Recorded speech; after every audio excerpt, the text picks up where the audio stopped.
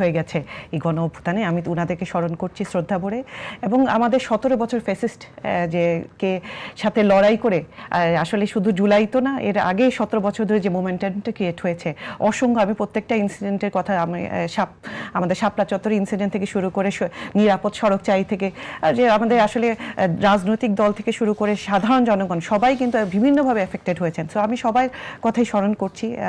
তখন ওই 17 বছরের গুম, খুন, নির্যাতন শিকার যারা।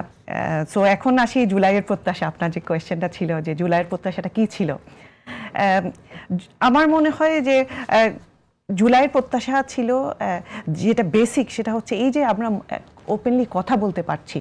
আমি মনে করি যে একটা ডেমোক্রেটিক যে মানে কান্ট্রি ফেরত পাওয়া, যেখানে আমরা মানুষজন ভয় পাবে না কথা বলতে, সে তার যেটা ফান্ডামেন্টাল হিউম্যান রাইটস সে এক্সারসাইজ করতে পারবে ওপেনলি ফ্রিলি, সেটাই আমার ধারণা প্রত্যাশাটা ছিল। তার সাথে অবশ্যই আমাদের দেশে মানে 17 বছরে আমি মানে আসলে যখন ওই মানুষের পেটে খিদা থাকে, যে যারা খেতে পারছে না, মানে আমরা তো সম্পূর্ণটাই এখন আমরা ইকোনমির যে শ্বেতপত্র পাবলিশ হচ্ছে আমরা দেখতে পাচ্ছি আমাদের ইকোনমিটা কীভাবে ভঙ্গুর করে দেওয়া হয়েছিল, এটার অবশ্যই এফেক্ট আছে।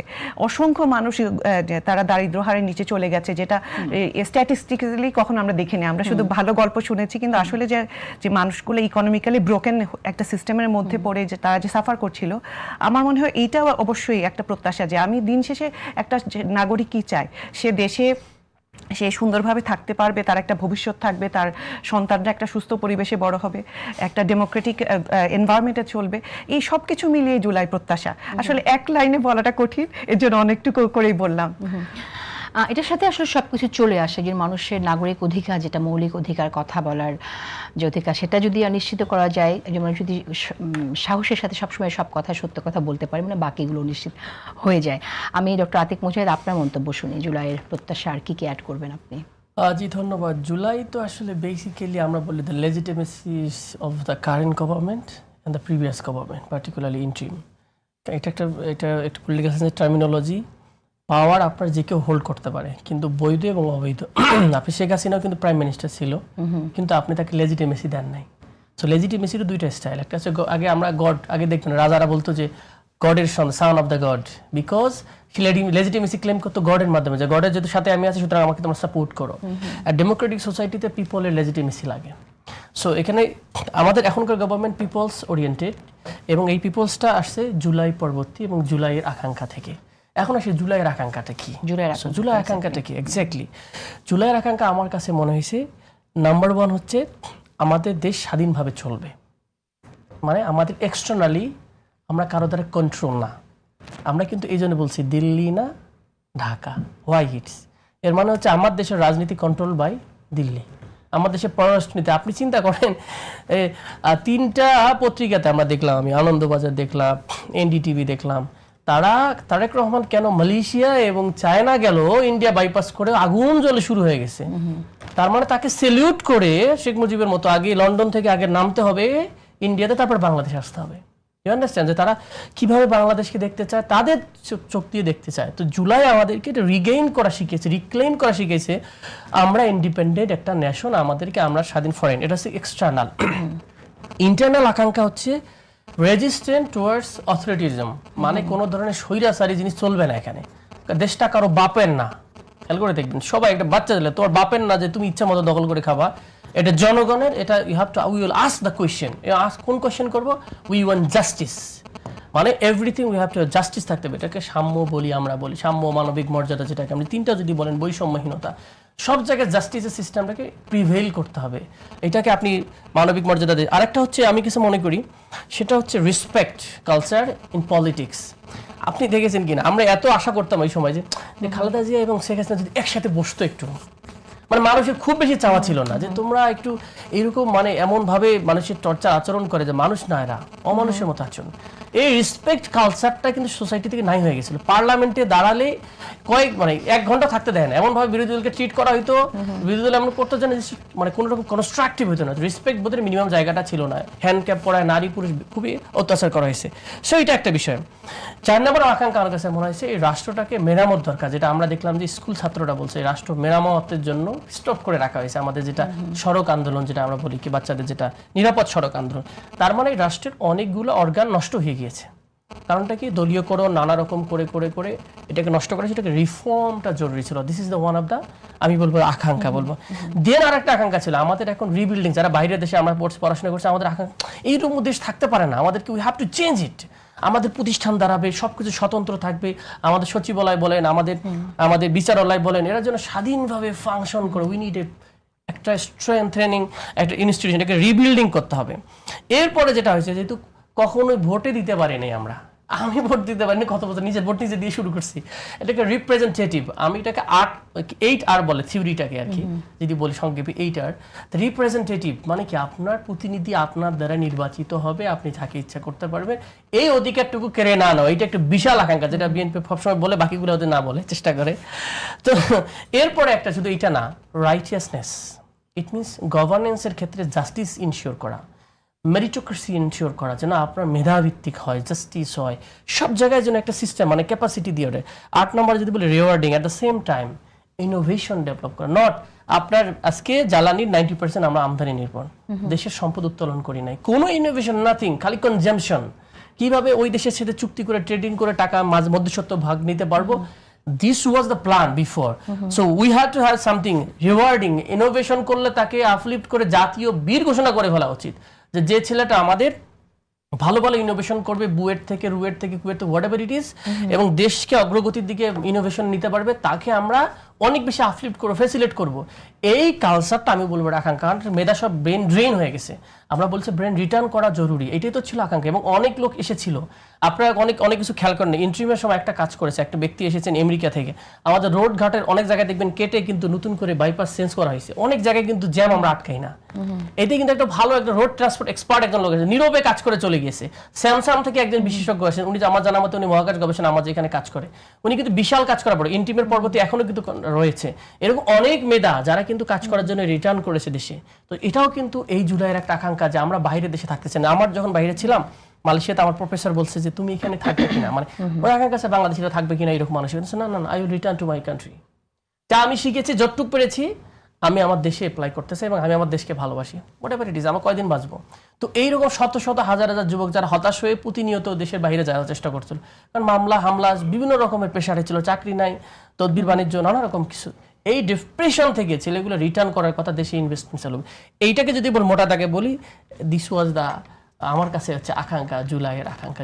ওকে, জুলাইয়ের আকাঙ্ক্ষা। কিন্তু অনেকেই বলে যে জুলাই থেকে আসলে যে প্রত্যাশা ছিল সেই প্রত্যাশাটা হাতছাড়া হয়ে গেছে, বা প্রত্যাশার প্রাপ্তি সেইভাবে হয়নি। এরকম জায়গায় আমি একটু আসতে চাই যে কেন এই কথাগুলো আমরা শুনতে পাই। গণঅভ্যুত্থানের পরে অন্তর্বর্তী সরকার দায়িত্ব নেওয়ার পরেও আমরা শুনেছি যে কোনো দল বা গোষ্ঠী বা সংগঠন তারা বেশি ক্রেডিট নিচ্ছে, জুলাইয়ের ক্রেডিট নিয়ে একটা রাজনীতির কথা আমরা শুনতে পেলাম। আমি একটু এই আলোচনায় যাব ব্যারিস্টার জহরত, কিন্তু তার আগে একটু প্রসঙ্গ আমি আনি যে কোটা আন্দোলন যখন হলো 2018-তে, এখানে ডক্টর আতিক এটার প্রসঙ্গটা নিয়ে আসলেন। তো কোটা আন্দোলন কেন সফল হলো না? তখনও কিন্তু রাষ্ট্র সংস্কারের কথা বলা হলো, তখনও ছাত্ররা রাস্তায় নামলো এবং সাধারণ মানুষের সমর্থন দিয়েছে, কিন্তু কোটা আন্দোলন সফল হয় না। ইন দ্য সেন্স যে কোটা আন্দোলন কিন্তু সরকার পতনের আন্দোলনের রূপ নেয়নি, কিন্তু 24-এর গণঅভ্যুত্থানটা রূপ নিল। So what do you think, মানে দুটোর মধ্যে তফাৎটা কি, কেন এটা হলো? আসলে এরকম করে তো বলা যায় না যে কেন, ধরেন আমরা মানে আপনার একটা ইনসিডেন্ট আমরা যদি বলি যে কেন জুলাই সাকসেসফুল হলো, আমরা দেখেছি যে সারা ঘরে ঘরে মানুষজন অ্যাসোসিয়েটেড হয়েছে, প্রত্যেকটা পলিটিক্যাল পার্টি দল মত নির্বিশেষে একসাথে হয়ে চলে এসেছে যখন দেখেছে না এনাফ ইজ এনাফ। এর পিছনে আপনার অনেকগুলা কারণ, যে ইকোনমিক সিচুয়েশনটাও আমাদের ওই সময় চিন্তা করতে হবে, মানে every single person of Bangladesh realize যে they are being the victim of this fascist সরকার। এইটা কিন্তু আপনার যদি আপনি কোভিড পরবর্তী সময়ে 2022 সাল 23 সালে total economy was collapsing like anything, but আমরা কোভিডের সময়ের কথা চিন্তা করি যদি কি আমরা পেপারে দেখেছি যে বাংলাদেশে সবচেয়ে বেশি নাম্বার অফ মানে আপনার যে রিচেস্ট পিপল সারা ওয়ার্ল্ডের মধ্যে বাংলাদেশের দ্য গ্রোথ ওয়াজ হাইয়েস্ট। তার মানে টাকাগুলো কুক্ষিগত হচ্ছিল কিছু মানুষের কাছে, সারা দেশের ইকোনমি কিন্তু খারাপ ছিল না, ইকোনমির থেকে শুধু একটা স্মল পার্সেন্টেজ অফ পিপল যে তারা এই জিনিসটাকে তাদের ব্যক্তিগত স্বার্থে ইউজ করছিলেন, এবং তারপর শুরু হলো মানি লন্ডারিংটা। আমার কাছে মনে হচ্ছে মানি লন্ডারিংটা ওয়াজ মানে 18 সালের পর থেকে it became extremely like a disease. Every single person, fascist সরকারের লেয়ারে everyone were creating their wealth outside the country, এবং যে যেভাবে পেরেছে টাকাটা দেশ থেকে সাইফন আউট করেছে। এবং অনেকগুলো তথ্য সামনে এলো, সেখানে উদাহরণ হিসেবে all the prime ministers men ডকুমেন্টারির কথা বললাম। অ্যাবসলিউটলি। সো এটা আসলে না ধাপে ধাপে মানুষের রিয়ালাইজেশনটা এসেছে। আপনি যদি বলেন যে শাপলা চত্বরে যে এখন মানে এটা একটা হীন ইনসিডেন্ট, রাইট, কিন্তু ওই সময় কি আমরা দেখেছি যে ঘরে ঘরে সিমিলার ইমোশন ক্রিয়েট হতে? নট নেসেসারিলি, কারণ আমরা ওইটা ভেবেছি একটা সোসাইটির একটা পার্টকে টাচ করেছে, not everyone felt equally after emotional.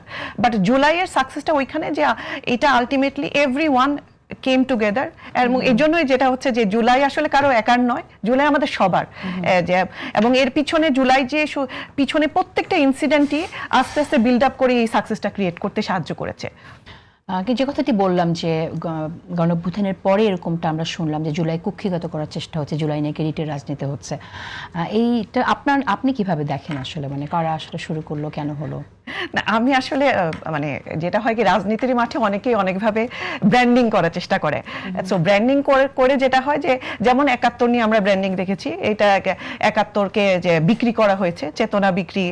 So জুলাইকে আমি বলবো না এই লেভেলে, কারণ আমি যদি কিছুদিন আগে যে আতিকও ছিলেন পার্লামেন্টে, একদম আমাদের যে বিরোধী দলীয় নেতা কোট করা হচ্ছিল যে উনি একটা স্টেটমেন্ট করেছেন যেখানে উনি হি রিকগনাইজ দ্য কন্ট্রিবিউশন অফ আমাদের অনারেবল প্রাইম মিনিস্টার যে জুলাই গণ অভ্যুত্থানে, এবং বিরোধী দলীয় নেতা দাঁড়িয়ে একদম শুধু টাইমের কারেকশন করেছেন, বাট উনি কোট আনকোট বলেছেন absolutely correct, I made that comment. So আমার মনে হয় হয়তোবা রাজনীতির মাঠে নামলে, ইলেকশনের মাঠে অনেকে অনেক কথা বলেছেন, এখানে হয়তোবা যে সবাই খুব সুচিন্তিতভাবে বলার চেষ্টা করেছেন, নট নেসেসারিলি। এখানে তো অনেকে আসলে সবাই তো একইভাবে ম্যাচিওর্ড না। যে যদি বিএনপির কথা বলি, BNP is a very matured political party, but comparatively NCP is a very newly constituted political party. So সবার ম্যাচিউরিটি সেম হবে না, হয়তোবা কেউ ভুলক্রমে মনে করছেন না এটা এভাবে বললে পরে আমার পার্টির ব্যান্ডিংটা বেটার হয়। বাট আমি মনে করি যে এটা আসলে by now we should learn from the previous যে মিস্টেক, রাইট। 71 যে এরকম করে কোনো একা দলের না, কোনো প্রতীকের না, এটা সবার, তেমনি জুলাইটাও আমাদের সবার। এইখানটায় আমার মনে হয় আমরা জুলাই চার্টার সাইন করার মাধ্যমে এভরিওয়ান হ্যাজ অ্যাকসেপ্টেড যে আমরা সবাই মনে করি জুলাইয়ের স্পিরিট এইটা, এবং উই এগ্রি টু দ্যাট। তার মানে এটা কারো একার সম্পত্তি না। সো কুক্ষিগত করার যদি কেউ চেষ্টা হয়, বলবো এটা হয়তো বা ইন্টেনশনালি বা আনইনটেনশনালি যদি করেও ফেলা হয়, এটা this is not a good culture, we should not do that. Okay, political culture change করার কথা এখানে আতিক বললেন যে কালচার কিছুটা চেঞ্জ হয়েছে। আর আমি ডেফিনেটলি এখানে পতিত আওয়ামী লীগ সরকারের সময়ের যে কালচার ছিল সেটা তুলনায় নিয়ে আসবো না। প্রত্যাশার জায়গা থেকে যে পলিটিক্যাল কালচারটা কেমন হওয়া উচিত, আসলে কনস্ট্রাকটিভ ক্রিটিসিজম তো সেটা আমরা সবাই অ্যাপ্রিসিয়েট করি যে আপনারা করেন, কিন্তু যখন আমরা গালি দেখি তখন সেটা আমাদের আহত করে। সেই জায়গা থেকে কিন্তু আমি দেখেছি এরকমটা যে স্লোগানগুলো দেয়া হয়, কিছু কিছু স্লোগান খুবই অনাকাঙ্ক্ষিত। প্রধানমন্ত্রী আসার পরে তিনি তখনও নির্বাচিত হননি, তাকে কিন্তু তখনই লন্ডন ফিরে যাওয়ার মতো স্লোগানও দেওয়া হয়েছিল। ডক্টর আতিক, এটা কিভাবে আপনি দেখেন? মানে এটা কি আসলে মনে পড়েন আসলে পলিটিক্স, আপনি যেটা বলেন ক্রেডিটের রাজনীতি, ইন্টারেস্টিং গল্প বলি। আমার বন্ধু তার্কিতে পড়তো, প্রচণ্ড রকম ছাত্রলীগ পিঠেছিল, আমরা ছাত্রলীগে মাইর খেয়ে কিন্তু দেশের বাইরে গিয়েছি। আমিও গিয়েছি মালয়েশিয়াতে, সে গেছে তার্কিতে, বাই দ্য ওয়ে। তো আমরা দুজনে, আল্লাহ আমাদেরকে মাইর খাওয়ার কারণে ভালো, শেখ হাসিনাকে ধন্যবাদ দেওয়া উচিত, নাহলে পিএইচডি করতে পারতাম না, মাস্টার্স করতে পারতাম না। তো উনি আমি বললাম কি ব্যাপার, একটা এর দোকান, একটা মসজিদ বানায়, দেখি ছবি তুলে সে প্রচারণা চালায়, ঘটনা কি? বলছে পলিটিশিয়ানের কাজ তো সব কিছুতে পলিটিক্স করা, পলিটিশিয়ানের কাজ কি এই আধ্যাত্মিকতা করা? আপনি যে আমাকে জিজ্ঞেস না পলিটিশিয়ান, আমি তো ক্রেডিট নিবই, আমার পার্টি ক্রেডিট না নিলাম, পার্টিতে থাকতে না, বিএনপিতে সবাই ক্লেম করবে, পিপল উইল জাজ সে কতটুকু স্টেক হোল্ডার আছে। আমি আপনার ক্লেমই করতে দিব না, আমরা সবার এটা জিনিস।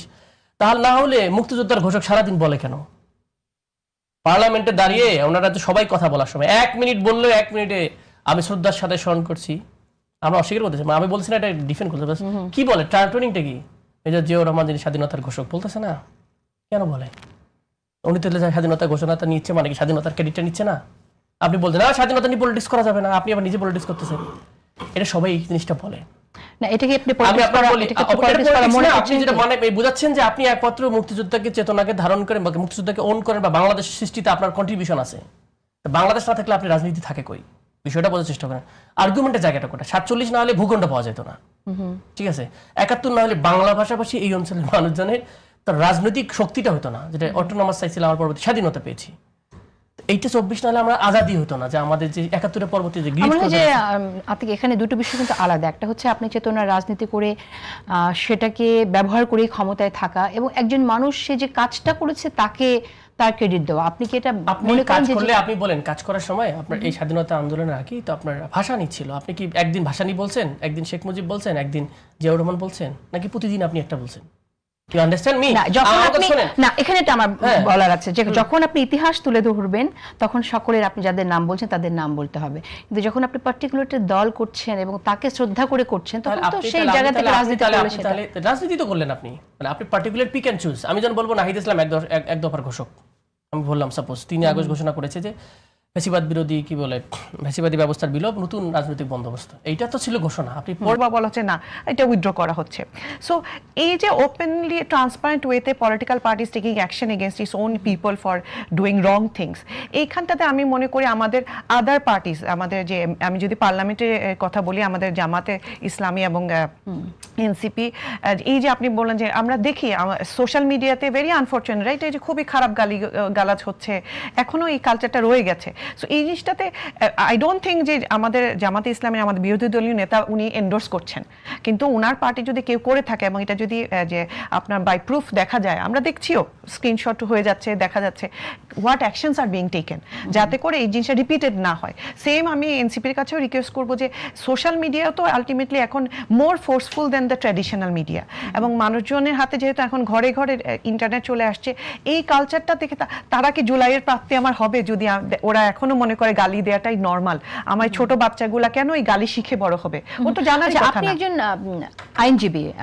আমি সেই জায়গা থেকে ব্যারিস্টার জহরত আপনি জিজ্ঞেস করি যে আপনি সোশ্যাল মিডিয়ার কথা বললেন, তো আমরা দেখলাম যে সাইবার সুরক্ষা অধ্যাদেশে একটি পরিবর্তন এসেছে, কিন্তু আমরা তো দেখছি যে অ্যাকাউন্টগুলো থেকে আসলে অ্যাটাক করা হচ্ছে, শত শত অ্যাটাক আসছে কিছু অ্যাকাউন্ট থেকে, সেগুলো আসলে হদিসই পাওয়া যাচ্ছে না, আসলে লকড অ্যাকাউন্ট এবং দেশের বাইরে থেকে পরিচালিত।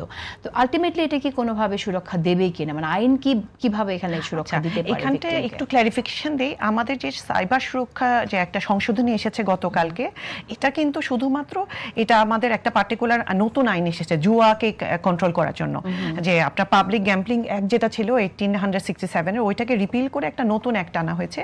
যেহেতু সাইবার সুরক্ষা আইনের মধ্যে জুয়া রিলেটেড একটা সেকশন ছিল, ওই সেকশনটাকে শুধু উইথড্র করে ফেলা হয়েছে, যাতে করে না হয়তো ডুপ্লিকেশন থাকবে, শুধু ওইটাই। কিন্তু এই রিসেন্ট পার্লামেন্টে এটা নিয়ে আমরা রিপোর্ট পেয়েছি, এটা পাস হতে যাচ্ছে। সো বাট ওভারঅল কালকেও এই ডিসকাশন হয়েছে আমাদের পার্লামেন্টে যে আসলে কি সাইবার সুরক্ষা আইন কি এফেক্টিভলি আমাদের এই যে সোশ্যাল মিডিয়াতে হ্যারাসমেন্ট হচ্ছে, পার্টিকুলারলি ফিমেলরা যে হ্যারাসমেন্টের শিকার হচ্ছে, এটাকে কি রাইটলি অ্যাড্রেস করতে পারছে কিনা। এখানে আমাদের আইনমন্ত্রী যে অনারেবল উনি অলরেডি একটা স্টেটমেন্ট দিয়েছেন যে এটা নিয়ে অলরেডি কাজ চলছে, একটা কমিটি এটা রিভিউ করছে, এবং এটা রিভিউর পরে যদি মনে হয় যে আইন তো আরও কিছু ইমপ্রুভমেন্টের আছে, এটা পার্লামেন্টে আবার নিয়ে আসা হবে। সো আমি একদম আপনার সাথে একমত যে আমাদের আসলে আইনি কাঠামোটা আরও একটু দেখার দরকার আছে, আসলে কতটুকু প্রোটেকশন দিচ্ছে। It's not only in Bangladesh right, এটা it's a world wide phenomena. আপনার যে ফিমেল হ্যারাসমেন্ট অনলাইনের থ্রুতে, শুধু ফিমেল কি চাইল্ড যে আপনার মানে পেডোফাইল যে কন্টেন্ট অনেক কিছুই হচ্ছে। সো ওয়ার্ল্ড ওয়াইড মানে অ্যাডভান্স কান্ট্রিগুলো কীভাবে তাদের নিজেদের সিটিজেনকে প্রোটেক্ট করছে, আমাদের ওইখানেও স্টাডি করে হয়তো বা আমরা দ্য রাইট টুলসগুলোকে ইমপ্লিমেন্ট করতে পারি। এখানে ল দিয়ে তো শুধু সম্ভব না, আপনার আসলে আমাদের টেকনোলজিক্যালি অ্যাডভান্স টুলসের অ্যাক্সেস থাকতে হবে। এই যারা এইসব প্ল্যাটফর্ম প্রোভাইডার ওদের সাথে আমাদের রাইট এগ্রিমেন্ট পাশে থাকতে হবে নিশ্চয়ই। আমি এই বিষয়ে আপনার মন্তব্য শুনবো আতে, কিন্তু তার আগে একটু অন্য প্রসঙ্গে কথা বলতে চাই। আমরা তো ঐক্য নিয়ে কথা বলছিলাম, সো ঐক্যটা প্রয়োজন। আর এই সংসদের অধিবেশন শেষ হলো ঠিক জাতীয় ঐক্যের আহ্বানের মধ্য দিয়ে। আমরা প্রধানমন্ত্রী তারেক রহমানকে সেই কমিটি বক্তৃতা দিতে দেখলাম যে তিনি আহ্বান জানাচ্ছেন, কিন্তু বিরোধী দল নেতা আবার বললেন কুচি কুচি করে ঐক্যের কথা বলা হচ্ছে। আমি একটু আপনার মন্তব্য শুনে তারপর আসছি যে কুচি কুচি করে ঐক্যের কথা বললে সেটা ঐক্য আসলে আলটিমেটলি ঐক্যে পৌঁছানো যাবে কিনা, আর আসলে কুচি কুচি করছেন কিনা, করলে কেন? ওই আসলে এখন to be honest we respect our opposition, we respect our opposition because they are really opposition, it's not আগের ফ্যাসিস্ট আমলের অপোজিশন, যে they have their independent voice and we respect that. এবং যখন আপনি একটা ডেমোক্রেটিক সোসাইটিতে থাকবেন, there will be some criticism, না হলে আমি how am I going to differentiate myself, মানে নিজে আমার পার্টি কেন বেটার এটা বলতে গেলে আমরা obviously will bring out some facts and ওইটা নিয়ে কথা হবে, ওইটাতে উনি কুচি কুচি করে কথা বলেছেন। কিন্তু দিন শেষে আপনি যদি কালকে দিনটা কিভাবে শেষ হয়েছে, আমরা বাজেটটা কিভাবে পাস হয়েছে, ওইটাতে কিন্তু আপনি মেইন সিম্বলিক সেন্সটা পাবেন যে হ্যাঁ বিরোধী দল আছে, বিরোধী দলের সাথে সরকারি দলের যে একদম আপনার গলায় গলায় ভাব সে আগের ফ্যাসিস্ট আমলের মতো সেটা না। উই আর ডিবেটিং, পার্লামেন্টের যে সময়টা আমরা সরকারি রাজস্ব দিয়ে খরচ করে পার্লামেন্ট রান করছে, এখানে রিয়েল ডিবেট হচ্ছে। বাট দিন শেষে শুধু ডিবেটের জন্য ডিবেট না, যেখানে unnecessarily we are wasting time, সেখানটাতে we are also coming together, we are fast tracking. নিশ্চয়ই। ডক্টর আতিক, আপনার কাছে শুনে আপনার তাই মনে হয় কিনা যে আপনাদের কুচি কুচি করে কাটা হয় কখনো সখনো, এরকম মনে হয়? পলিটিক্যাল ল্যাঙ্গুয়েজ পলিটিক্যালে থাকে, এটা ভেরি ইন্টারেস্টিং। আমরা অনেক সময় সংসদকে পলিটিক্স নিয়ে পলিটিক্সের সংসদ নিয়ে যায়, এটা কিন্তু ভেরি ডিফারেন্ট জিনিস। সংসদ বাংলাদেশে এমন একটা জিনিস, এখানে কিন্তু সবাইকে অ্যাকাউন্টেবল করা হয়। আমরা সচিবালয় কেন্দ্রিক করেছি বাংলাদেশকে, এবং সচিবরা এত পাওয়ারফুল হয় বিকজ আমরা basically people's representative is the higher body, আচ্ছা পিপলস সার্ভেন্ট, এটা অনেকে বোঝে না, আমার কাছে মনে হয়। সার্ভেন্ট অ্যান্ড পিপলস রিপ্রেজেন্টেটিভ, আমরা যেটা করতে পারি আমরা আইন করি, এবং আইন করার পর বাজেট দেই, বাজেট এক্সিকিউশন করার পর আবার কোয়েশ্চেন করি পার্লামেন্টারি কমিটিতে, এই তুমি এটা করছো কেন, এটা করো নাই কেন। সো অনলি দ্য বডি যারা সবাইকে অ্যাকাউন্টেবল করতে পারে। এই জন্য আমার পার্লামেন্টে কথা বললে কিন্তু মামলা করার কিছু নেই, এটা সভরেন বলা হয়। তো সুতরাং এখানেই তো নানা রকম ডিবেট হবে, অনেক বিষয় কথা হবে, এবং বিপরীত আমরা তো মনে আরো বেশি যত বেশি আমরা এখানে ফোর্সফুলি ধরতে। আমি দুইটা জিনিস আমার দেখলাম, আমি অর্থমন্ত্রীকে তুলে ধরেছিলাম দুইটা বিষয়। একটা হলো আমাদের ক্যাপিটাল মার্কেট বিকাশের জন্য এখানে লভ্যাংশে 20% ট্যাক্স ছিল আগে, এটাকে 37% করেছিল। তা আমি এটা ক্রিটিসাইজ করছি, দেখলাম আবার 20% চলে আসছে। আমি বললাম যে আপনার বন্ডে এটা এক্সেমশন ছিল, কোনো ট্যাক্স ছিল না, এটা যেন বিকাশ ঘটে, সেটাতে ট্যাক্স বসিয়েছিল। আমি বললাম যে এটাকে উঠানো উচিত, দেখলাম যেটা এক্সেমশন করেছে। আমি পরে ওনাকে বললাম থ্যাংক ইউ যে আপনি অ্যাটলিস্ট আমাদের ক্যাপিটাল মার্কেটটা বিকাশ না হলে, আর বন্ড সিস্টেমটা বাংলাদেশে আনপপুলার। বন্ড মানে কি, এটাতে কিন্তু সুদ টুদ লাগে না, ভেরি ইন্টারেস্টিং। আপনারা পার্টনারশিপে গভর্নমেন্ট এবং আমি কাজ করে লাভ নিতে পারবো সবাই, এটাকে সুকুকো বলে। এটাতে পুরো মধ্যপ্রাচ্য সবগুলো এটা দিয়ে চলে। তাহলে আপনি সুদমুক্ত থাকলেন, আবার গভর্নমেন্টের যে ঋণ নেওয়ার একটা দায়বদ্ধতা সেটাও কমে গেল। সো এরকম ইন্টারেস্টিং একটা জিনিস বিকাশ করতে দিচ্ছে না, কিন্তু কারা বিকাশ করতে দিচ্ছে না, যেটা আরেকটা জিনিস ইন্টারেস্ট আছে। সো এরকম অনেক ভালো ভালো জিনিস আছে যেটা গভর্নমেন্ট, আমার কথা শোনেন, গভর্নমেন্টকে যদি ভালো চলে বা আমরা বাংলাদেশকে যদি বেটার করতে পারি, সবারই লাভ আছে। কালচার ডেভেলপ হবে, পলিটিক্সে আরও বেশি কম্পিটিশন হবে, কে কত বেশি সার্ভিস ওরিয়েন্টেড হতে, কে বেশি পলিসি ওরিয়েন্টেড হতে পারে, কার কত ভালো প্রডিউস নেতা হতে পারে। দ্যাট শুড বি এটা গুড গভর্নেন্স আমাদের পলিটিক্সের মানে না। ওরসেন কে কতটুকু, এই যে মাঝে মাঝে উদাহরণ দেয়, আমরা তো এখনো বিরোধী দলকে ধরি নাই, জেলখানায় পাঠিয়ে নেই। তো এটা যদি আপনি কম্পিটিশন করেন, তাহলে আওয়ামী লীগকে ডেকে নিয়ে সেই কাজ করা শুরু করে দেন, দেন আওয়ামী লীগের আপনার এরকম। সো এইটাই কালচারটাকে ভাঙতে হবে, cycle of this kind of thing. So এটাতে এই পার্লামেন্ট নিয়ে নানা রকম অভিজ্ঞতা আছে, ভালো খারাপ মন্দ সবই ঠিক আছে। সো ওভারঅলি স্টিল ওকে যে বিরোধী দলের জায়গা থেকে আমরা সিরিয়াসলি আমরা আমাদের জায়গা থেকে আমরা পজিশন করি জনগণের কথাকে তুলে নেওয়ার জন্য আর কি। ওকে, একটু ভিন্ন টপিকে যেতে চাই আমি। সেটা হচ্ছে যে আমরা জুলাই নিয়ে কথা বলছিলাম, কিন্তু আজকেই দেখলাম এটি জাতীয় দৈনিকে প্রকাশিত হয়েছে যে জুলাই গুলির নির্দেশদাতারা গুরুত্বপূর্ণ চেয়ারে।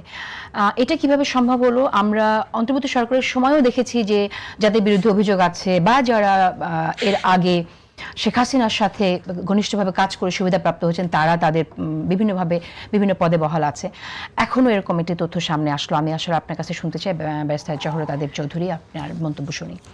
আচ্ছা, কিভাবে আসলে সম্ভব হচ্ছে? আমি স্পেসিফিক মানে পার্সনের নাম জানি না বা কোন নিউজ পেপারে, বাট আমি যদি জেনারেলি বলি, আসলে আমরা একটু আগে বলছিলেন এবং I fully agreed with his যে পয়েন্ট, যে rule of law, we want rule of law based country, right? এখানে জাস্টিস হবে।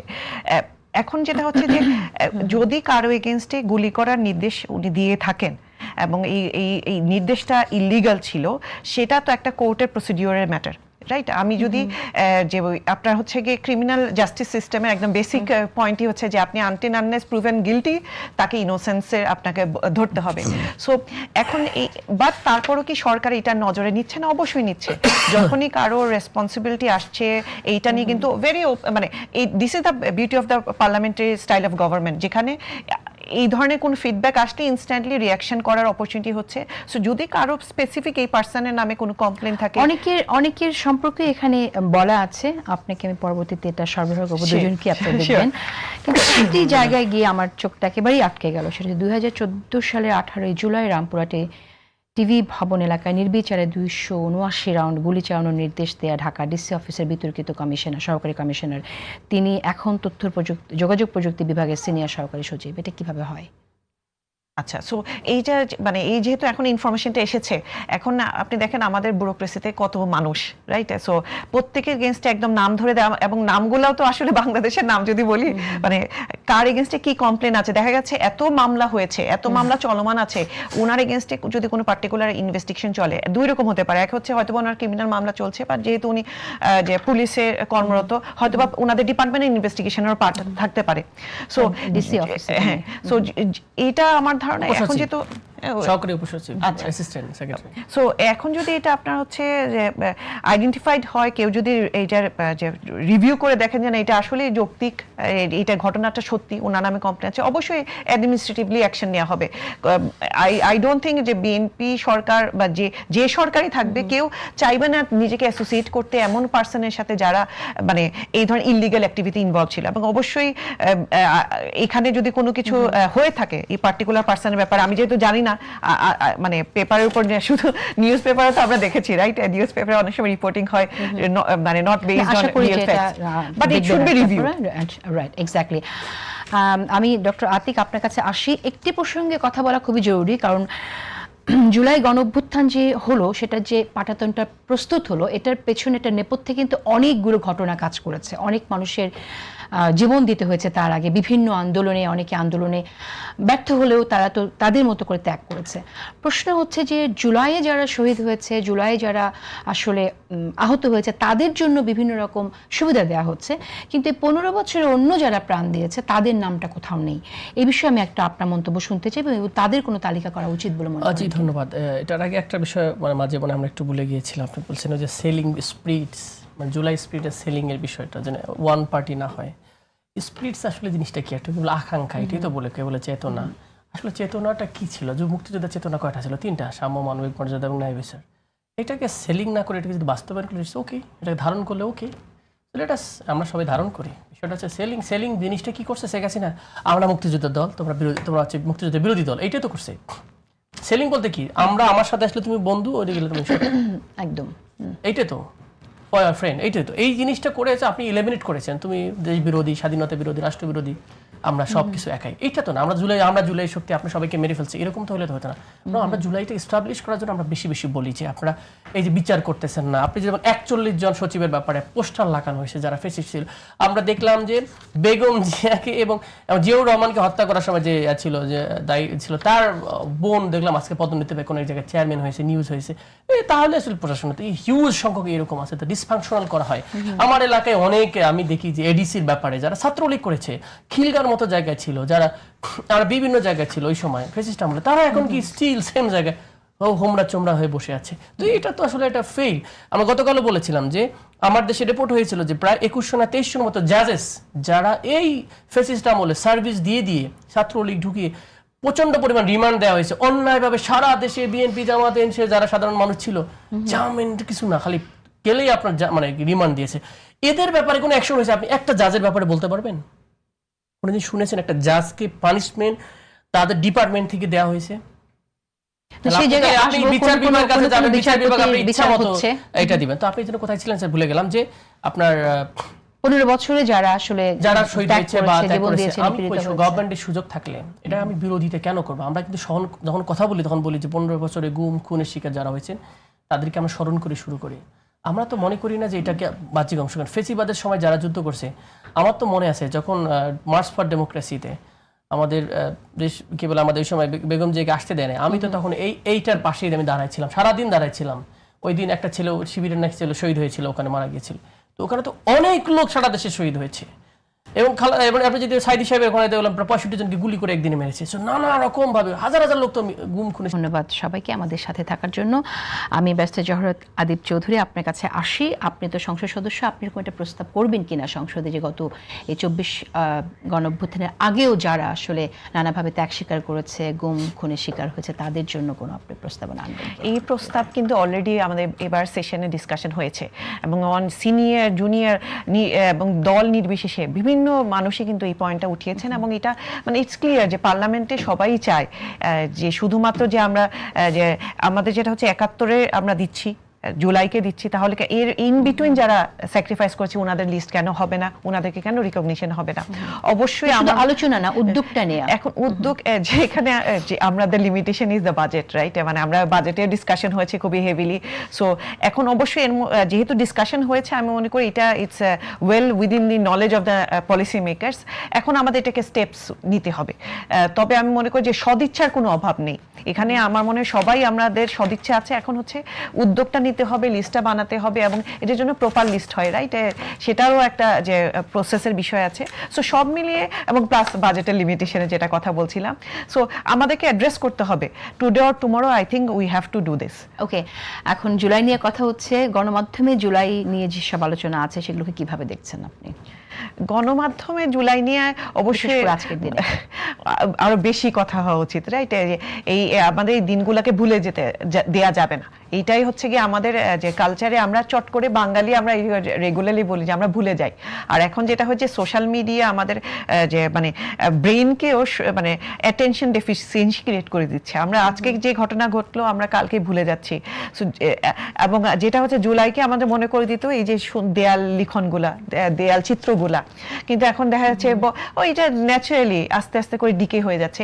আমরা যেমন দেয়াল থেকে দেখছি যে নতুন রং পড়ে গেছে, নতুন রঙের উপর হয়তো একটা কমার্শিয়াল অ্যাডের ছবি আঁকা হয়ে গেছে। এইটা আমার করতে দেয়া যাবে না, কারণ এই জুলাইটা অনেক কষ্ট করে পাওয়া। যে এর পিছনে লাইনে আছে মুখ ঢেকে যায় বিজ্ঞাপনে, এখন জুলাই ঢেকে যাচ্ছে বিজ্ঞাপনে। সো এইটা মানে ফিজিক্যাল ওয়ার্ল্ডেও যদি হয়, আমাদেরকে we have to make sure যে intellectually we keep on researching about this. না, এটাকে আমাদের চর্চার মধ্যে রাখতে হবে, এবং এক্ষেত্রে গণমাধ্যমের একটা বিশাল বড় ভূমিকা আছে। কারণ দিন শেষে আমরা যদিও এখন গণমাধ্যম বললে আসলে ট্র্যাডিশনাল মিডিয়া তো নিউজ পেপার কয়টা বাচ্চার হাতে যায়, কিন্তু টিভি নিউজ সব মাধ্যমে রাজনৈতিক দলগুলোর ভূমিকা কিরকম? অবশ্যই সবাইকে, যেহেতু জুলাই আমাদের সবারই দায়িত্ব আছে, সবাইকে মিলেই আমাদেরকে এই জুলাই চেতনাটাকে ধারণ করতে হবে। একটু আগে ওনার যে কথাই আমি কোটটাই নিলাম। সো আমাদের সবাইকে মিলেই এটাকে, এবং এখানেও আরেকটা জায়গায় আমি বলবো, শুধু জুলাই চেতনাকে ধারণ করলাম, বাট আমার অ্যাকশনে এই যে মুসলমান হওয়া, রাইট? আমরা যে হাদিস বলে দিলাম, আয়াত বলে দিলাম, আমি আসলে কি ওই একটা আয়াতকে ফলো করছি, প্র্যাকটিসিং মুসলমান আমরা যে বলি। সো জুলাই চেতনা আমাকে অ্যাজ এ পার্সন, মানে প্রত্যেকটা মানুষকে চিন্তা করতে হবে বাংলাদেশের, যে আমি আমার নিজ জায়গা থেকে আমি কিভাবে জুলাই চেতনাকে ধারণ করতে পারি এবং এটা প্রকাশ করতে পারি। ওকে, আমরা আসি ডক্টর আতিক মুজাহিদ আপনার কাছে। জুলাইয়ের যে আকাঙ্ক্ষা সেটাকে আমাদের ধারণ করতে হবে, সেটা হলো মূল কথা। জুলাই থেকে আমরা মুক্তি পেয়েছি, স্বৈর শাসকের হাত থেকে মুক্তি পেয়েছি, কথা বলার স্বাধীনতা পেয়েছি, অনেক কিছু আমরা পেয়েছি। আরও একটা জিনিস পেয়েছি গুরুত্বপূর্ণ, একটা নতুন দল পেয়েছি। ছোট ছোট অন্যান্য দলের পাশাপাশি গুরুত্বপূর্ণ ভূমিকা রাখছেন আপনারা। এনসিপি থেকে প্রত্যাশা মানুষের আছে, এই জন্যই কারণ এনসিপি পরিবর্তনের কথা অনেক বেশি বলে, এবং যাদের ভেতরে পরিবর্তন হয়তো আপনারা আরও বেশি দেখতে চান তাদেরকে নিয়ে নেতিবাচক কথা আপনারা বেশি বলেন। কিন্তু এনসিপির কোনো নেতার বিরুদ্ধে যখন অভিযোগগুলো আসে, যেটা অন্যান্য রাজনৈতিক দলেও আছে, তখন পরিবর্তনটা আসলে আর কি, মানে আমি কোনো পরিবর্তন কিভাবে খুঁজবো? একটু উদাহরণ সামনেই আছে, আমি যদি আপনাকে সেটা নিয়ে বলি যে আপনাদের দলের নেতা একটি হোটেলে 8 মাস অবস্থান করে বিল না দিয়ে চলে গেছে, এবং সেখানে সেই হোটেলে যেসব তথ্য আমরা সামনে পাচ্ছি যে তারা সেখানে অভিযোগ আছে যে অনেক অবৈধ কার্যক্রম সেই হোটেলে করেছে। তাহলে আপনারা একটি দলকে চাঁদাবাজ বলেছেন, কিন্তু আপনাদের দলের নেতাদের বিরুদ্ধে এই যে অভিযোগগুলো আসে, এটাকে কিভাবে আপনারা ডিফেন্ড করবেন? অসংখ্য ধন্যবাদ। যেহেতু আমি আজকে আপনি সেন্ট্রাল পেজে খুঁজলেই দেখবেন যে শৃঙ্খলা কমিটির প্রধান ঘোষণা করা হয়েছে আমাকে। আচ্ছা। এবং 14 সদস্য একটা কমিটি হয়েছে। আমরা অলরেডি আমি ইন্টারনাল একটা কমিটি করে দিয়েছি এই বিষয়টা। কারণটা কি, পত্রিকাগুলোকে ইন্টেনশনালি করেন, ডেফিনেটলি অন্যায় করলে তো সেটা শুনবো, একটা হচ্ছে অভিযোগ আর একটা হচ্ছে ফ্যাকচুয়াল ঘটনা। এটা আমার নজরে এসেছে ওনারা, এবং এটা ভেরি ইন্টারেস্টিং। দেখেন, এই মালিক গতকাল আমাদের এখানে এসে অভিযোগ দিয়েছে আহ্বায়ক সেক্রেটারি বরাবর যে আপনার একজন সদস্য এই কাজ করেছে, এবং আজকেই সেটা মিডিয়াতে আসলো। সো তার গুড ইন্টেনশন ছিল না, ভেরি ক্লিন। এবং কালবেলা ইন্টেনশনালি এই রিপোর্টটাকে একাধিকবার করেছে এবং ভিডিও সহকারে দিয়েছে। ভিডিওতে দেখাচ্ছে কোন হোটেলে কোন একজন স্পেসিফিক, ভেতরে কে বাইরে কে বোঝা যাচ্ছে না। তাহলে একটা হোটেলে অনেক লোক আসা যাওয়া করে, একটা বোরকাওয়ালা মহিলাকে বারবার আইসোলেট করছে। আমি বলতেছি না এটা আমার দলে ডিফেন্ড করতেছি, এই ভিডিওটাকে দিয়ে বোঝাচ্ছে যে এখানে নারীদের অনৈতিক কাজ হয়েছে, মানে কোনো অভিযোগ নাই, কিচ্ছু নাই। তার মানে হচ্ছে আপনি এটা সত্য যে আপনি যদি হয় যে আপনার টাকা দেয়নি, ভ্যালিড অভিযোগ যদি হয়ে থাকে, আমরা বললাম যে অনেস্টলি বললাম, আমি এখানে বলে গেলাম অনিয়ারে, এটা যদি ভ্যালিড প্রমাণ হয় এটা অ্যাকশন অবশ্যই পার্টি হিসেবে নেবে। মানুষের তো ডাউনগ্রেড আপগ্রেড হতেই পারে, যে কোনো ব্যক্তি। আপনি ইমাম সাহেবদের আমরা দেখতেছি, সো ভেরি আনফর্চুনেট। আমি বললাম যেটা যে একটু আগে আলোচনা হচ্ছিল যে দেশে কেন তো ধর্ষণ হচ্ছে, পর্নোগ্রাফি এত পরিমাণ আমাদের ছেলে মেয়ে দেখে, আপনি জানেন, ক্যানট ইমাজিন, তাদের মাথা শক্তি নষ্ট হয়ে গেছে। এই জন্য মেয়েদের দেখলেই মনে করে যে অন্যরকম মনে করে, সেটা আমাদের ঠিক নিয়ে আসতে, মূল্যবোধে নিয়ে আসতে হবে। জুলাইয়ের বিষয়ে একটু আসতে হবে আমাদের। আজকে কোনো পত্রিকাতে জুলাই নিয়ে আলোচনা, এক্সেপশনাল দুই একটা পত্রিকাতে আলোচনা এসেছে। জুলাইকে নাইং করে দিলে কাদের লাভ? আমার কোশ্চেন, ফার্স্ট অফ অল ফেসিস্টদের লাভ, এবং তারা চায় আমাদেরকে ভুলিয়ে দিতে জুলাই একটা মব সন্ত্রাস, জুলাই কিছু হয় নাই, জুলাই একটা রিজিম চেঞ্জও বলে অনেক সময়। এবার দেখবেন একটা রিজিম চেঞ্জের বয়ান দেয়, যেটাকে একটা অভ্যুত্থানও বলা যাবে না, এটা আমেরিকান প্রজেক্ট হিসেবে দেখানোর চেষ্টা করে। মানে কি, এটা করলে বোঝানো যাবে ষড়যন্ত্র হয়েছে, এটা দেশের বিরোধী ষড়যন্ত্র হয়েছে। তারা যে একটা দেশ বিরোধী ইন্ডিয়ান পক্ষ শক্তি হিসেবে ইন্ডিয়াতেই চলে গেছে। তারপর এক নম্বর, ইন্টারনালি এই ফেসিস্টদের কালচারাল এস্টাবলিশমেন্ট যারা আছে, যত মিডিয়াতে যারা আছেন, কালচারাল এস্টাবলিশমেন্ট। কারণ আমি বলি, ৭১-এর চেতনার নাম দিয়ে ডিভিশন করা হয়েছে রাষ্ট্রকে। কোনো দেশ যদি ন্যাশন হিসেবে ডিভাইড হয়, সেটা কখনো দাঁড়াইতে পারে না। এটা আমাদের কিছু কিছু রাষ্ট্র আমাদের কাছে চায় না যে আমরা দাঁড়াই।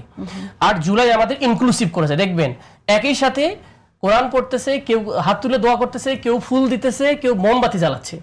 দিস ওয়াজ দ্য কর্মসূচি এইটার সময় আমাদের জুলাই অভ্যুত্থানে। মানে আপনি সাঁওতালরেও পাবেন, আপনি সবাইরে পাবেন। এটা জুলাই আমাদেরকে বাংলাদেশি করেছে, বাংলাদেশের অভ্যুত্থানে মানুষকে ইনক্লুসিভ করেছে, আমাদের সবাই মিলে বাংলাদেশ। এইটাকে কিন্তু জুলাই আমাদের ধারণ করে। আর 71 দিয়ে শেখ হাসিনার সাথে আরো যারা, যাদের ইন্টারেস্ট বেস, যারা বাংলাদেশকে ডিভিশন করলে ভালো হয়, বাঙালি ন্যাশনালিজম, বাংলাদেশি জাতীয়তাবাদ। আগের বাংলাদেশের ডিবেটটা কি ছিল? বাঙালি জাতীয়তাবাদ, আওয়ামী লীগ, যেটার সাথে এরপর এপার বাংলা ওপার বাংলাও কোনো সমস্যা নাই। বাংলাদেশি জাতীয়তাবাদ জিওগ্রাফিক্যালি জিয়াউর রহমানের প্রো মুসলিম সেন্টিমেন্ট সহকারে সবাইকে মিলে, এই তো ছিল রাজনীতি। এই রাজনীতিটাকে ডিভাইড করে ডিভাইড করা হয়েছে, কিন্তু আমরা সবাই মিলে বাংলাদেশ, বিশ্বাস করুন না, সবাই মিলে আমাদের একটা নিজস্ব কালচার আছে। তো জুলাই ওই কালচারাল ফেসিস্টদেরকেও হিট করেছে, যারা আমাদেরকে নানাভাবে বুঝাইতো যে বাংলাদেশের মুসলমানদের খোদা আল্লাহ বললেও তো সমস্যা। আমাদের হাদির কথা বলেন, হাদি কেন হাদিকে মারতে হবে? কারণ হাদি কালচারাল ফেসিস্টদেরকে হিট করতে পেরেছে। গণশেষদায়ী সেই খোদা তাআলা, সে কিন্তু অন্যরকম একটা ছেলে দেখবে। তো এই জায়গার মানুষের, মুসলমানদের, এই জায়গায় বাংলাদেশের মানুষের যে একটা নিজস্ব আদব কালচার আছে, সেটাকে সে বলছে, আর কিছুই বলে নাই। কিন্তু সে ইসলামের একটা নতুন করে ভার্সনও আনে নাই, কোনো ইসলামিজম প্রতিষ্ঠা করতেও চায় নাই। সে বাংলাদেশের মুসলমানরা এইরকম সিন্নি খায়, নামাজ শেষে একটু মিলাদ পড়ে, এই যে একটা কালচারাল আছে একটা আসপেক্ট, এইটাকে যেন থাকে, একটা জীবন্ত থাকে, এইটাই তো সে করছে। তো সে জিয়াফত শব্দগুলো চেঞ্জ করে দিয়েছে, লোকাল যেটা ছিল আর কি। তো এইটা হিট করছে কাদেরকে? যারা Kolkata centric. To be honest, direct যদি বলি, বাংলাদেশে আরেকটা তাদের হাব বানিয়েছে। আচ্ছা, আপনি যেহেতু এই প্রসঙ্গটা নিয়ে আসলেন, হাদির প্রসঙ্গ নিয়ে আসলেন, হাদির বিষয়ে কিন্তু কথা বলতে গেলে আমরা অনেকের কাছ থেকে শুনি যে কিন্তু হাদিকে নিয়ে কবি কাজী নজরুল ইসলাম এর কবরের পাশে সাহিত্য করাটা, এটা আসলে একটি রাজনীতির অংশ। এই কথাটা স্ট্রেট ওয়ে বলা হয় যে জামাতের দরকার ছিল একটা আইকন, এবং জামাত সেটা করার চেষ্টা করেছে। সে এটা করার মধ্যে দিয়ে হাদিকে কি আসলে ছোট করা হচ্ছে কিনা? হাদিস যে পরিমাণ বেগম জিয়া এবং জিয়াউর রহমান নিয়ে কথা বলছে, তাকে বিএনপির লোক বলা উচিত আমার কাছে। সেজন্য কি তিনি কবি কাজী নজরুল ইসলামের জায়গায় মর্যাদা চলে যাচ্ছেন? এটা কোশ্চেন করতে পারেন, কাজী নজরুল ইসলামের জায়গায় করবেন না ওখানে করবেন, সেটা আরেক ডিবেট। সেটা নিয়ে তো পলিটিক্স করার কিছু নেই। আর পলিটিক্স তো ভাই নানা রকম হতে পারে। জিয়াউর রহমানের মাজার নিয়ে পলিটিক্স হয় না, শেখ মুজিবের মাজার নিয়ে পলিটিক্স হয় না। পলিটিক্যালি দেখেন, আমরা যদি ন্যাশনালিজম, তো আমি ক্রিটিক করতে পারি, ন্যাশনালিজম চান, আমি ন্যাশনালিজম এক্সপার্ট, আলহামদুলিল্লাহ, আমি এটাতে পিএইচডি মাস্টার্স আমার থিসিস। তো এই ন্যাশনালিজমের অনেকগুলো ডিবেটে ন্যাশনালিজমে আইকন থাকতে হয়, মানে প্রফেক্ট লাগে, একটা অ্যাডভোকেট লাগে, যে তার আদর্শকেই আমরা বাস্তবায়ন, আমরা জিয়াউর রহমানের আদর্শে বিশ্বাসী, বা আমরা অমুকের আদর্শে বিশ্বাসী, শেখ মুজিবের আদর্শে বিশ্বাসী। একটা তাকে ফিগার বানা হয়, মানে প্রফেটিকের মতো স্টাইলে ফিগার বানানো হয়, সেই ফিগারটাকে। কিন্তু সেটাকে আমি বলি, এখন যদি হাদির কথা বলেন, হাদি আসলে বেসিক্যালি ব্যক্তি না, হাদির একটা কিছু আন্ডারস্ট্যান্ডিং আছে। আমি তার বক্তব্য এখন শুনে খুব রিজনেট লাগে। একসাথে কিন্তু অনেক সময় ছিলাম, কিন্তু মনে হয় এই ছেলেটার প্রতি এই জিনিস ছিল, মানে তার একটা আকাঙ্ক্ষা ছিল যে বাংলাদেশের মানুষ একটা মাথা উঁচু করে দাঁড়াবো, আমরা আমাদের মতো করে আমরা থাকবো, আমাদেরকে কেন যেন বেঁধে রাখা হচ্ছে। ইভেন সে ইসলামিজমের লোকজনের ক্রিটিক করতো, যে আপনারা বললে সালাফিরা খেপে যাবেন, জামাতিরা খেপে যাবেন, তো জামাতের ক্রিটিসাইজ করতো। তো এটা এইরকম না, বিষয়টা হচ্ছে কি বাংলাদেশে আপনারা দেখবেন আপনি যদি কখনো ইসলামের কথা বলেন সবাই এপ্রিশিয়েট করবে, কারণটা কি কোনো একটা মানে একটা হেজাবহীন মেয়ে একটা ইসলামের পক্ষে কথা বলছে, এটা মুসলমানরা দেখে নাই, হুজুররা দেখে নাই, সবাই এপ্রিশিয়েট করবে দেখবেন, কারণ তাদের ভিতরে একটা দীর্ঘদিন কোন ঠাসা চাপায় রাখা হয়েছে। ওকে, এই জিনিসটা এরকম আর কি। আমাদের শেষ করে দিতে হ্যাঁ, হবে। জি। আমি একটু ব্যারিস্টার জহরতের মন্তব্য শুনতে চাই, যে কথাগুলো শুনলাম সে বিষয়ে আপনি কি একমত কিনা, যদি আপনার কোনো ডিফারেন্ট ওপিনিয়ন থাকে আপনি সেটা অবশ্যই রাখবেন, আপনি বলবেন। তারপর আমি একটি প্রশ্ন রাখতেই চাই, সেটা হচ্ছে যে গণঅভ্যুত্থানের পরে একটি কথা আমরা শুনি যে ক্রেডিটের কথা বলছি, তো যেন এই ক্রেডিটটা রাইটিস্টদের হাতে চলে গেছে, নিয়ে গেছে, এরকম একটা অভিযোগ বলি বা এরকম একটা বক্তব্য আছে। এটাকে আপনিও তাই মনে করেন কিনা? কিছু কিছু ঘটনা আমাদের একটুখানি শঙ্কিত করে দেয়, বিশেষ করে মাজারে হামলার ঘটনা, মানুষের লাশ তুলে পুড়ে ফেলা ঘটনা, এই বিষয়গুলোকে আপনি কিভাবে অ্যাড্রেস করেন, কিভাবে দেখেন? এইখানটাতে আসলে জুলাইয়ের আশা যেটা ছিল, রাইট, আমরা একটা ইনক্লুসিভ সোসাইটি তৈরি করব, যেখানে প্রত্যেকটা নাগরিককে আমি মর্যাদা চোখে দেখব। এই যে আমি আই এম টেকিং যে একদম ওয়ার্ড ফ্রম হিজ যে ইন্ট্রোডাকশন। সো এই আকাঙ্ক্ষাগুলাই যদি আমি বাস্তবায়ন করতে চাই, তাহলে আমার নিজের ধার্মিক মূল্যবোধের সাথে আরেকজনের মূল্যবোধ নাও মিলতে পারে, কিন্তু আমি যদি স্বীকার করি সেও বাংলাদেশের নাগরিক, তাহলে আমাকে তাকে রেসপেক্ট করতে হবে। এইটা ইউ আর অ্যাবসলিউটলি রাইট। বাংলাদেশে আমরা একটা দেখেছি যে যেটা হয় যখন মানে এইটার পিছনে একটা রিজন আছে, যে অবভিয়াসলি যে ফ্যাসিস্ট সরকারের আমলে খুব চাপিয়ে রাখা হয়েছিল কিছু সেক্টর অফ দি সোসাইটি পার্টকে, যারা প্রপার এডুকেশন পায় নাই, প্রপার কমিউনিকেশনের পার্ট হতে পারে নাই। সো এখন তারা মিসগাইডেড হওয়ার চান্সেস খুব বেশি। সো যেটা হয়েছে যে মাজারে অ্যাটাক করছে, এটা কোন বিশ্বাস? ইসলামের কোথায় বলা আছে যে মাজারে গিয়ে অ্যাটাক করো, মানুষকে পুড়িয়ে মেলে ফেলো? যে অন্য ধর্মের মানুষ হলে তাকে, সে একটা কথা লিখেছে দেশে একটা, ইফ উই বিলিভ যে আমার দেশে আইন আছে, কোর্ট আছে, তাহলে একটা কেউ যদি খারাপ কথা বলেও থাকে তাকে আইনের হাতে তুলে দাও। এই ইনসিডেন্টগুলো অবশ্যই কিছুটা বেড়ে গেছে, এবং এখানে আমাদের আসলে প্রত্যেকটা দলের একটা রেসপন্সিবিলিটি আছে, শুধু সরকার একা পারবে না। এবং এখানে রিঅ্যাক্টিভ অনেকে এই কমেন্টটা করেন যে না ঠিক আছে মাজারে এটা হয়েছে, আপনারা এখন অ্যাকশন নেন, আপনারা পানিশমেন্ট দেন। পানিশমেন্ট দিলাম আমি, কিন্তু আমি কি এই ইনসিডেন্টটাকে ডিলিট করতে পারবো ফ্রম দ্য হিস্ট্রি? নো। তারপরও আসলে সাজা যার যেটা প্রাপ্য সাজা তো হবে, কিন্তু সাজা ইজ আ রিঅ্যাক্টিভ অ্যাকশন। আমি হচ্ছে ইনসিডেন্ট হয়েছে, আমি অ্যাকশন দিলাম, সবচেয়ে বেটার যেটা আপনি বলছেন ডেফিনেটলি প্রোঅ্যাক্টিভলি আমাদেরকে কমিউনিকেট করতে হবে। যেখানে বিএনপি অবশ্যই আমাদের বৃহৎ দল হিসেবে আমাদের দায়িত্ব আছে, কিন্তু সব দলেরই কিন্তু দায়িত্ব আছে যে এই জিনিসগুলো যেটা খারাপ সেটাকে খারাপ বলা। ওকে, আমি শেষ করে দেব। গণঅভ্যুত্থানের পরে আরেকটি বিষয় নিয়ে আমাদের অনেক আলোচনা করতে হচ্ছে, সেটা হচ্ছে অনলাইন সাইবার ক্রাইম, যেটা আমরা বলবো যে বিভিন্নভাবে মানুষকে হেনস্থা করা হচ্ছে, গালিগালাজ করা হচ্ছে। আপনি বলেছেন, আপনার ওপিনিয়ন রেখেছেন, কিন্তু আমার কাছে মনে হয় যে এই জায়গায় আসলে আপনারা যারা দলগুলো আছেন তাদের সবার মধ্যে একটা ঐক্য প্রয়োজন, যে আপনারা এটা আসলে বন্ধ করতে চান। আমি ডক্টর আতিক মুজাহিদ, আপনারা বিরোধী দল থেকে এরকম কোনো উদ্যোগ নেবেন কিনা, শুধু আইন না, যারাই আসলে কাজটা করছে তাদেরকে এখান থেকে আসলে সরিয়ে দেওয়ার জন্য? আমি একটু ইন্টারেস্টিংলি বলি, আপনারা অনেক সময় যেটা হয় কি, বাংলাদেশকে অস্থিতিশীল করার জন্য যদি টার্গেট নেয়, সাপোজ কিছু গ্রুপ আছে ফাইন্যান্স করে, সাপোজ ধরলাম যে আমরা বিশাল একটা ফাইন্যান্স করবো, বিএনপি, জামাত, এনসিপি বা দেশের সমাজের মধ্যে সব মারামারি লাগাই দিব, এবং আমি আমার আইডিতে এনসিপি লিখে রাখবো, আমার আইডিতে জামাত লিখে রাখবো, আমার আইডিতে বিএনপি লিখে রাখবো, আমার পোস্ট নিয়মিত করবো, মাঝে মাঝে আমি জামাতকে একটু অশ্লীল গালি দেবো। কারণটা কি, আমি জানতাম না। আমি একবার রংপুরে একটা প্রোগ্রামে গেলাম, এক ছেলে আমাকে বলছে ভাই আমি এখন বেকার, মানে আগে কি করতাম, বলে বট বাহিনীতে কাজ করতাম। বট বাহিনী কি বলছে, ডিজিএফআই আগে এন্ট্রি মানে এর সময় শেখ হাসিনার সময় সারা দেশে মদগুলাকে শেখ হাসিনার পক্ষে উৎপাদন করার জন্য সারা দেশে এরকম হাজার হাজার এরকম লোককে কি করছে, রিক্রুট করছে, যারা এটাকে সোশ্যাল মিডিয়াতে কি মোবিলাইজ করতে। এটা কিন্তু বট, রিয়েলি বট মানে তাকে কিনে এই কাজগুলো করার ব্যাপার হয়েছে। এখন তো বট বলতে আমরা আবার ওই বটও বুঝি যে মানে আর্টিফিশিয়াল ইন্টেলিজেন্সে। সো এরকম অসংখ্য, এখন তো আপনি আওয়ামী লীগকে ভিজিবল দেখতে পারবেন, আওয়ামী লীগ সোশ্যাল মিডিয়াতে। So you do not know who is doing what. তার মানে নানা গ্রুপ এখানে আমাদের সোশ্যাল মিডিয়াতে আপনারা কাজ করছে, এটা এক্স্যাক্টলি। সো কিন্তু এবং আমরা এমনটাও দেখতে পাই যে কিছু অ্যাকাউন্ট থেকে এমন গালি দেওয়া হচ্ছে তাদের অ্যাকাউন্টে দীর্ঘদিন ধরে বিশেষ কোনো দলের নেতাদের সাথে ছবি আছে, এটাও দেখতে পাই। পলিটিক্যালি যদি কেউ এরকম থাকে, আমাদের পার্টি হিসেবে সবার দায়িত্ব আছে, শৃঙ্খলা যেটা পার্টির শৃঙ্খলা যেটা বলেন, সেই জায়গা থেকে সোশ্যাল মিডিয়া ইনস্ট্রাকশন যেটা হয়েছে জুলাই বিপ্লবে, যেটা হয়েছে অনেক ইন্ডিভিজুয়ালস তৈরি হয়েছে যারা নিজেকে সবাই ক্লেম করা শুরু করছে যে আমি এটার পার্ট, তুমি কি আমাকে ডিফেন্ড করো, বা তুমি আমাকে কেন কন্ট্রোল করতে চাও, কেন তুমি আমাকে সিস্টেমের মধ্যে ঢুকাইতে চাও। এই জেনারেশনটা গত 1 বছর ধরে গ্রাজুয়ালি ডাউন হচ্ছে, কিন্তু আস্তে আস্তে দেখবেন যেটা কন্ট্রোলিং আছে, তারা বুঝতেছে যে আমি যেরকম মুই কি হনুরে, আসলে বিষয়টা রিয়ালিটি এইরকম না, আমাকে